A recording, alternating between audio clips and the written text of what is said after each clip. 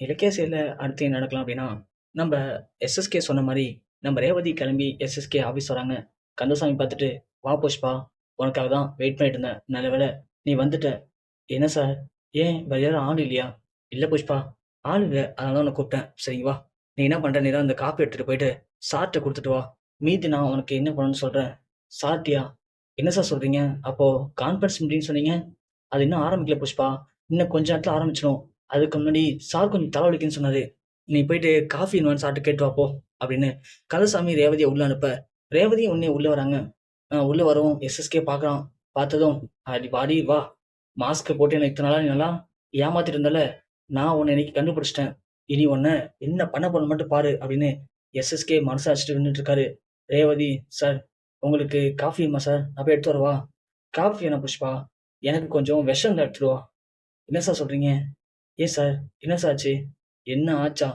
நீ பண்ண காரியத்துக்கு எனக்கு எத்தனை நாள் நீ காஃபில விஷத்தை கலந்து கொடுக்கறதுக்கு ட்ரை பண்ணியோ யாருக்கு தெரியும்? ஆமா, உனக்கு எப்படி இவ்வளவு தைரியம் வந்துச்சு?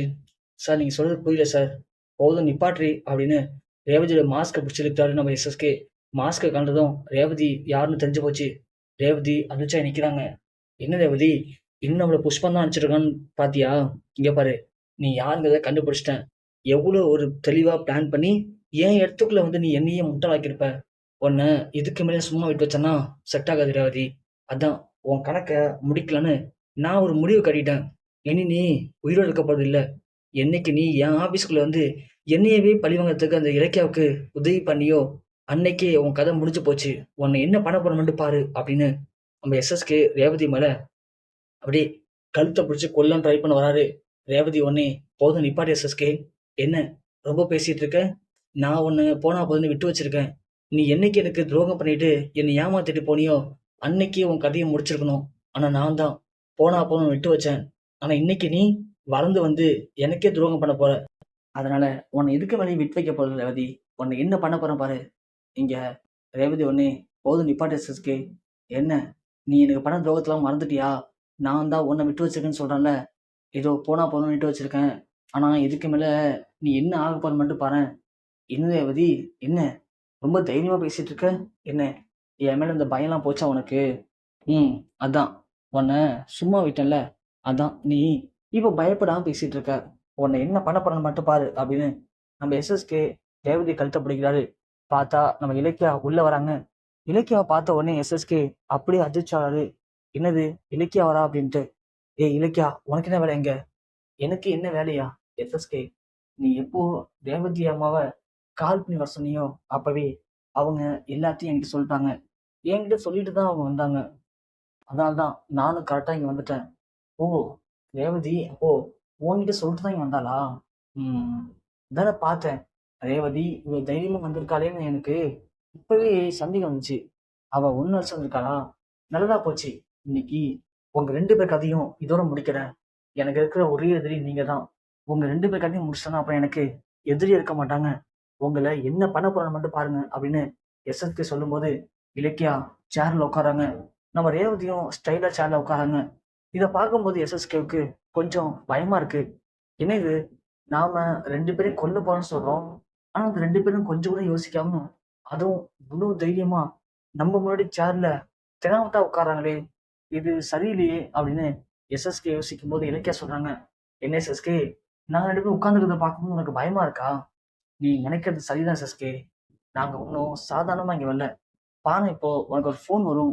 இலக்கியா சொன்ன உடனே எஸ்எஸ்கே ஃபோன் அடிக்குது. எஸ்எஸ்கே டக்குன்னு ஷாக் ஆகுறாரு. இலக்கியா உடனே, என்ன எஸ்எஸ்கே, ஃபோன் வந்த உடனே ஷாக் ஆயிட்டியா? எடுத்து பேசு, ஓ மனைவி தான் கால் பண்ணியிருப்பா அப்படின்னு சொல்லவும் நம்ம எஸ்எஸ்கே ஃபோன் அட்டன் பண்றாரு. தாச்சாணி என்னாச்சு? எஸ்எஸ்கே, அங்க என்னாச்சு எஸ்எஸ்கே? ஏதோ பிரச்சனையாவே? நான் கிளம்பிட்டேன். எனக்கு இன்னும் தெரியல, நம்ம கார் ஒர்க் ஆகல. அதான் நான் இப்போ கேப் புக் பண்ணிட்டு கிளம்பிட்டேன். நான் இன்னும் ஒரு 10 நிமிஷத்துல ஆஃபீஸ் வந்துடுவேன். எதா இருந்தாலும் சரி, நீங்க கொஞ்சம் மேனேஜ் பண்ணிக்கோங்க, நான் வந்துடுறேன் எஸ்எஸ்கே அப்படின்னு ராஜா ஃபோன் வைக்கிறாங்க. இங்க எஸ்எஸ்கேவுக்கு ஒண்ணுமே பண்ண முடியல. என்ன சொல்றதுன்னு தெரியாம உடனே, ஏய் இங்க பாருங்க, இப்படி போய் கிளம்புங்க. எதா இருந்தாலும் நம்ம அப்புறம் பேசிக்கலாம். நீங்க முதல்ல இருந்து கிளம்புங்க. என்ன எஸ்எஸ்கே, என்ன அப்புறம் பேசிக்கலாம்? நீ வான்னு சொன்னா வரத்துக்கும் போன்னு சொன்னா போறதுக்கும் நாங்க என்ன உங்ககிட்ட வேலை செய்யற வேலைக்காரங்களா? நீ தான் சொன்ன என்னையோட எங்க 2 பேர் கதையும் முடிக்க போன்னு சொல்லிட்டு. அப்படி நான் பயப்படுற. அது ஒண்ணும் இல்ல இலக்கியா. ஃபோன் பண்ணது எஸ்எஸ்கோடைய பணக்கார பொண்டாட்டி. அவன் இங்க வரும்போது நான் இங்க இருந்தேன்னா, இத பத்தின எல்லா உண்மையும் அவளுக்கு தெரிஞ்சு போயிடும்ல. தெரிஞ்சு போயிட்டா அப்புறம் எஸ்எஸ்கே எப்படி பணக்காரனா இருக்க முடியும்? அதான். உன்னுடைய பணக்கார பதவிய காப்பாத்திக்கிறதுக்கு நம்மள விரட்ட பார்க்குறான். இங்க பாரு எஸ்எஸ்கே, நாங்க இன்னைக்கு ஒரு முடிவோட தான் வந்திருக்கோம். வரட்டும். உன் மனைவி இங்க வரட்டும். வந்ததுக்கப்புறம் நான் தான் உன் புருஷனுடைய முதல் மனைவி. என்னை ஏமாத்தி தான் உன்னை கல்யாணம் பண்ணிக்கிட்டான். உன் சொத்துக்காக அப்படிங்கிற உண்மைய உன்னுடைய பணக்கார மனைவிட்ட நான் சொல்ல தான் போறேன். சொல்லி இன்னைக்கு உன்னை ஒரு வழியாக்காம நாங்க விட போறதில்ல அப்படின்னு ரேவதி சொல்றாங்க.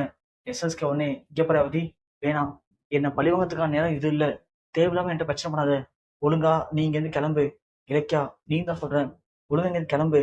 என்ன கிளம்பலாமா? என்ன எஸ்எஸ்கே, என்ன நீ என்ன பெரிய சுதந்திர போராட்ட தியாகி நினைச்சிட்டு இருக்கியா? நீ சொன்ன உடனே நாங்க கிளம்பி போயிடுவோம் பாவம் பார்க்கறதுக்கு. உன்ன மாதிரி விஷப்பாம்புக்கெல்லாம் பாவம் பார்க்கவே கூடாது. பார்த்தோம்னா அது எங்களுக்கு தான் ஆபத்து.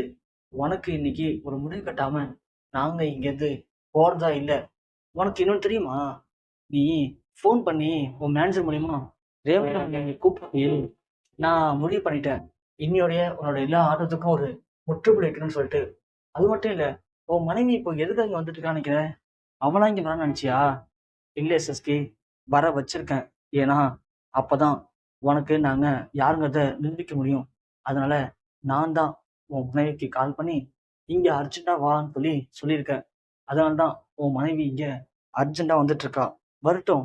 இன்னைக்கு உன் மனைவி இங்க வந்த உடனே நீ யாரு, எப்படிலாம் ரேவதி அம்மாவை ஏமாத்தின, உங்களுக்கு பிறந்த குழந்தை யாரு அப்படிங்கிற எல்லா உண்மையும் இன்னைக்கு நான் அந்த தாட்சாயிட்ட சொல்லதான் போறேன். அதுக்கப்புறம் என்ன நடக்குன்னு உனக்கே தெரியும். என்னமோ சொன்னியே, எங்களை இந்த ஆபீஸை விட்டு கழுத்தை பிடிச்சி இழுத்துட போறியா? யார் கழுத்தை பிடிச்சி வெளியே தள்ளுறாங்கன்னு உனக்கே புரியும் பாரேன். நீ தாட்சாயினிக்கு பண்ண துரோகத்துக்கும் ரேவதி அம்மாவுக்கு பண்ண துரோகத்துக்கும் தாட்சாயினி உன்னை கழுத்தை பிடிச்சி இந்த ஆபீஸை விட்டு வெளியே தள்ள போறாங்க. இதுக்கு மேல நீ என் மூஞ்சிய முடிக்க கூடாது அப்படின்னு உன்னையவே அடிச்சு துரத்த போறாங்க.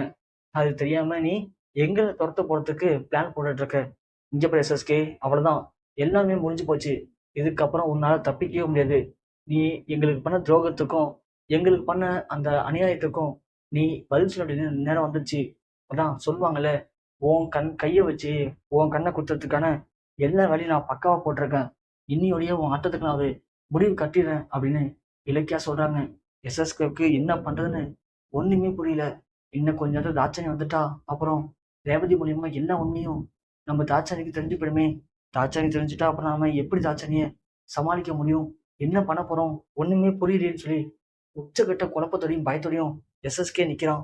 ஸோ எஸ்எஸ்கே பத்தின உண்மையை தாட்சாணிட்ட சொல்லி எஸ்எஸ்கேவுடைய ஆட்டத்துக்கு ஒரு முடிவு கட்டினா நல்லா இருக்கும்னு நினைக்கிறவங்க மறக்காம இந்த வீடியோக்கு லைக் பண்ணி தெரியப்படுத்துங்க.